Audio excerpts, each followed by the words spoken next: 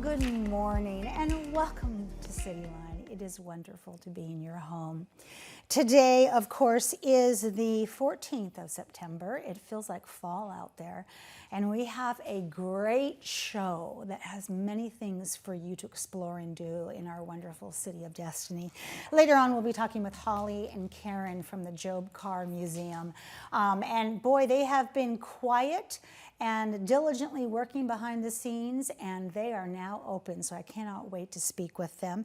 One of my favorite people, Mary Michael Stump. Oh, she is with the Washington State History Museum, and she's here to talk about one of their current exhibits. And then, of course, back on the comfy couch is my friend Stuart Early. He is here from the Tacoma Audubon Society to talk about his new position there and some of the changes they're making. And right now, I want to introduce you to our pet of the week. We have Lauren with us. Hi, Lauren. Hi. Who do you have that needs a forever home? This is Dolly, and she is truly a doll. Oh, she is a doll. How old is Dolly? We think about 4 years old. Okay. She hasn't been with us for very long, and we don't think she'll be with us for long because she No. is truly a gem. Look She's at her. the perfect family dog, kind of exactly what anyone would want when welcoming a pet Absolutely. into their home. What kind of breed do we have? Ooh, I would guess some sort of like pit cattle dog mix. I mean, her spots and coloring are so fun and unique. She's got little chocolate kisses all down her does. back. She's just precious. She's She wonderful. does. Okay, so Dolly needs a forever home. So as I said, today is September 14th, and you know that Dolly, the people are going to be lined up wanting Dolly. So Absolutely. thank you so much Thank you. for being here, and I will see you next week. Sounds good. All Thank right, you. love bug. With me now is someone who is here to talk about emergency preparedness. Let me tell you something.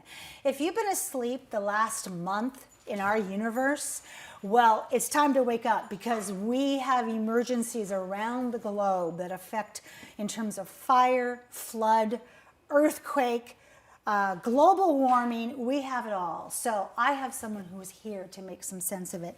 Please join me in welcoming Tieka Adeogun. You are the Chief Emergency Management Officer for the City of Tacoma. Welcome to Cityline. Thank you. You have not been on before. No, this is great. Okay, well, this Couch is perfect is comfy. timing. Yes, I'm so glad you're looking gorgeous on the comfy couch. So let's talk about what is emergency management? What is the definition that you carry with you? Yeah, so our job in emergency management is largely to prepare to respond to large-scale disasters, both man-made and human-made. Okay. More so human-made nowadays than natural disasters. So when we're looking at that, we consider the impacts it's going to have on the city of Tacoma and even closer jurisdictions. So we look at floods, we look at earthquakes. We know that the port is a big deal in the city of Tacoma. Yes. And when we consider large-scale events such as the summer blast, we think about terrorist attacks or human-caused incidents such as active shooters and incidents like that. Yeah, and I can hear our viewers going, oh, that's just so awful to think about. Yes and no. Right. Because if you're prepared, then it takes some of the fear of it happening, because we never get notice when these things are going to happen. Right. It's not like we can look at our calendar and say, in 2 weeks, we're going to have an earthquake. Well, we better make sure we've got everything secured.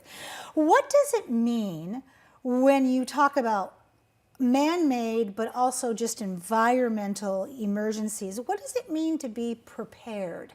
That's a huge word that I feel like would have a different definition for every nature of that emergency. Is that right? Yeah, absolutely. When we look at preparedness, we can look at it from different facets of how it works. So you can look at it as, do my kids know where to go if there's a fire in the house? Yes. And do they have a code word when they're at school so that if something were to happen, they can text me that code word so I know that they're safe?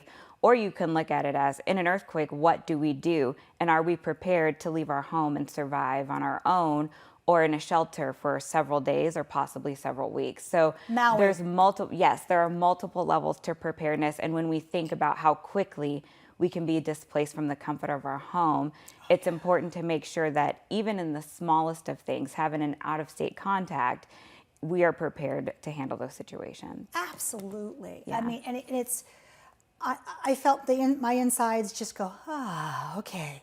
Because I have somebody local who probably could send me, or I could go to their website and see a list of things that perhaps are just generic things that I need in my house in order to make it through something like that. Like you said, code word. My child is now a grown-up. My brain hasn't been hooked on code words since she was little. Yeah. So I'm like, oh, that's right, code words. You got to have those kinds of things. So what hazards do we face here close to home? Yeah, so close to home, we face flooding. That is a really huge in the city of Tacoma. We always are watching when the rain is coming in. We also face earthquakes. So we sit not only on the Cascadia subduction zone, but we also have a part of the Seattle fault line. And so those are two big faults that could have a huge impact on the city and on the port. And when we think about tsunami, a lot of people don't consider that. Oh, but what my brain happens- was doing tsunami. So what happens with that is that the water levels within the port rise, and it actually causes flooding onto the street. It can cause damage to the port. So when we look at those incidences, those are largely ones that we face. And here in the city of Tacoma, I know with the Tacoma Fire Department, we're always fighting fires. They're out there doing their job every single day. Best fire department. And you can consider fire one of those, largely bet. because we watch how quickly it destroys building after building after building. So being prepared for that, being displaced from your home even just with the fire is huge. Yeah. Boy, I have to tell you, I mean, I'm not a looky-loo when it comes to disasters and people being hurt. But you can't deny the education and therefore the awareness and the self-reflection when we are watching fire move at 6 miles a minute. Yeah. And you're going, there's no way you're going to make it out of there. So it's sobering, for lack of a better word. So what can people do in emergency preparedness in their community to get themselves as ready as they could? Yeah, so one thing we do in the city of Tacoma is we actually have a community emergency response team, and we train individuals on how to prepare for their communities and help us respond to disasters. So we know you are the first responder in your neighborhood. Doesn't matter. So if you are going from your neighbor's house to the next door neighbor's house, you're the first responder before help can get there. And so we train them on how to do basic life support, basic preparedness materials so that they can help in their community. Other than that, a lot of groups actually organize themselves and say, we want to take this on. We want to help support preparing for our community. So some people store up food while others store up medical supplies, and they use the resources in their community to begin to prepare to take care of one another.